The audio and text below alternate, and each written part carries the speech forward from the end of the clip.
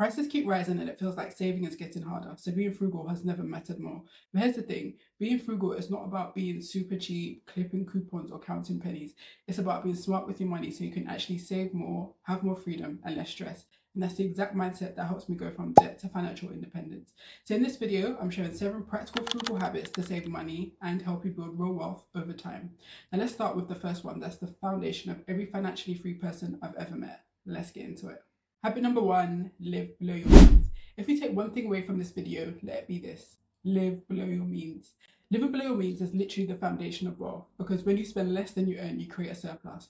And that's what allows you to save, invest, and grow your money over time. One of my favorite finance books is The Millionaire Next Door. And in that book, they surveyed real life millionaires. And what they found is that these millionaires, they don't live lavish lives where they live in mansions with marble floors or drive foreign cars. They're actually really frugal. They budget diligently. They drive secondhand cars. They live in cheaper neighborhoods, and they quietly live below their means.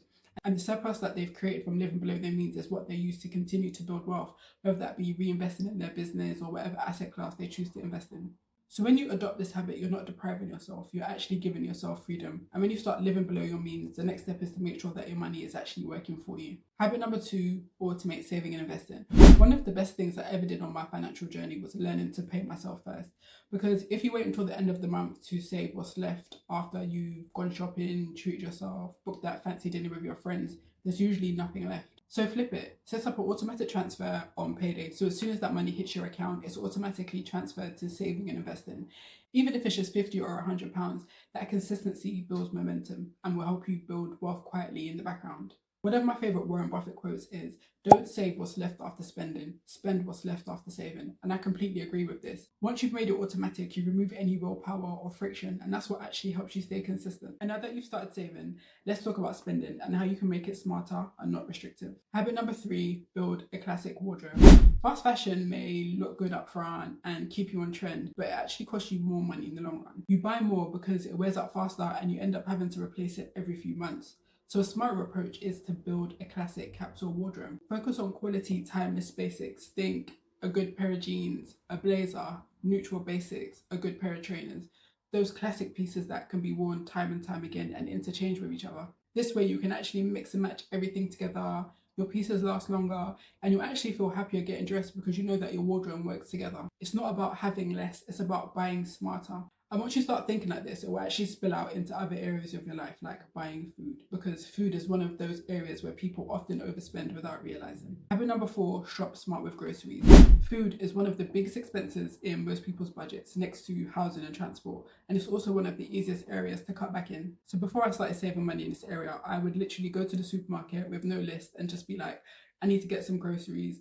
I used to get sucked into picking up things that were on offer and always leave with my favourite snacks on top of things that I didn't even necessarily need. But once I started going grocery shopping with a list and sticking to it, I saved myself hundreds of pounds. Another way to save money on groceries is to buy foods in bulk, but only the foods that you eat most often. So for example, I eat rice at least a few times a week, so I buy the really big bag because it works out to be cheaper per portion. But I don't eat pasta often, so I wouldn't buy that in bulk because that would be a waste of money for me. So ensure it's only the foods that you personally eat most often. You can do this for dry foods like oats, pasta, beans, those cupboard staples, or even frozen foods. And if the grocery store that you shop at has a rewards card, use it. That's a great way to get a discount on food items, collect points, and later get money off your shopping. So for example, I shop at Sainsbury's and they have a Nectar card.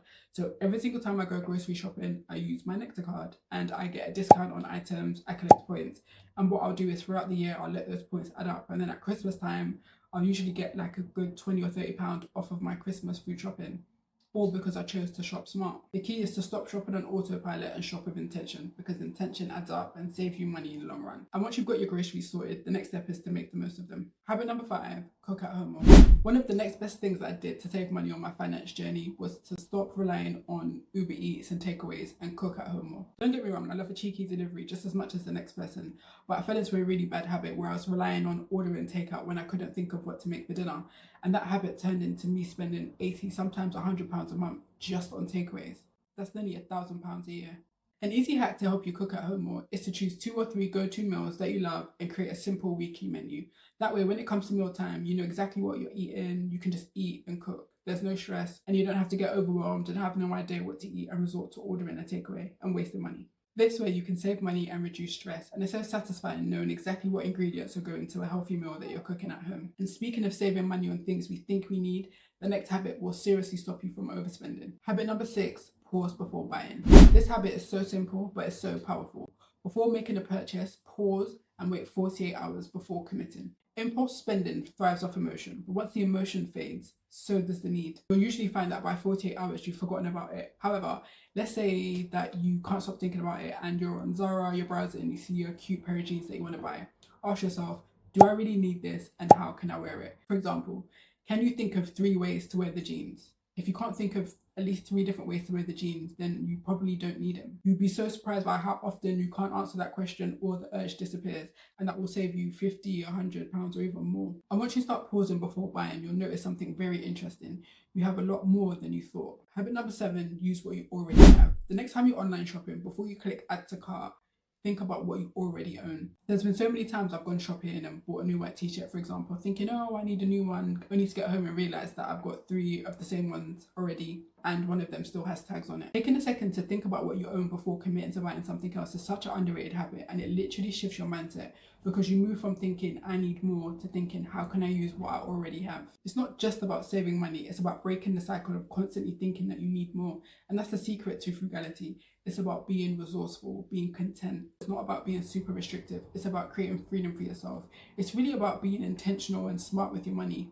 And every step in that direction is getting you closer to financial independence. So those are 7 smart frugal habits that will save you money. And remember, being frugal is not about being cheap. It's about moving from that paycheck to paycheck cycle and spending with intention. So if you want to double down on smart money habits, check out my other video on things that are a complete waste of your money. Because once you know what to stop spending money on, saving becomes effortless. If you found this video helpful, give it a like and subscribe to my channel for more videos to help you on your finance journey. Don't forget, stay rich in mindset and the money will follow. Thanks for watching, and I'll catch you in the next one.